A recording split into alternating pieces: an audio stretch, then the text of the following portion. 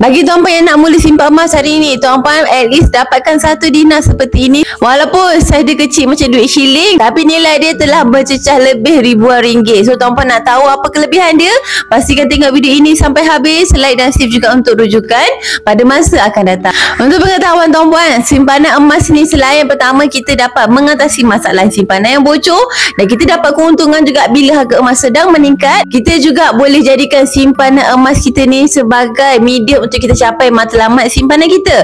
Contoh kalau tuan-puan dapatkan 1 dinar ni, kita boleh jadikan 1 keping 1 dinar ni sebagai 1 bulan gaji simpanan kita. Contoh kita tak dapat bekerja 1 bulan, dengan ada 1 dinar ni at least dapat bantu kita bayar komitmen pada bulan tersebut. Sebab 1 dinar ni pada hari ini telah mencecah lebih daripada RM2,500. So sangat-sangat cukup bagi tuan-puan yang bergaji sekitar RM2,500. Malah kalau tuan-puan simpan lebih 12 keping, at least tuan-puan ada 1 tahun gaji untuk simpanan kecemasan tuan-puan. Kita tak tahu sebab jaminan bekerja ni adalah pertama kita berhenti ataupun kita diberhentikan. At least kita usaha untuk buat simpanan supaya sekiranya ada apa-apa berlaku kepada kita, keluarga kita dapat juga makan, komitmen kita dapat juga dibayar tanpa kita perlu risau setiap malam. Dan malah kalau kita nak simpan lagi banyak pun boleh tuan-puan.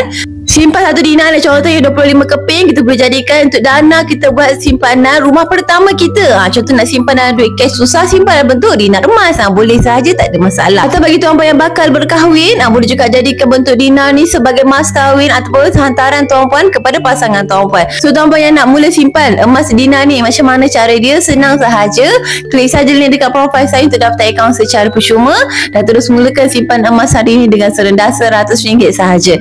Atau kalau tuan-puan ada persoalan nak tanya, boleh kontak saya di nombor ini untuk saya bantu tuan-puan daftar akaun dengan lagi mudah. Akhir kata macam biasalah, senangnya nak simpan emas.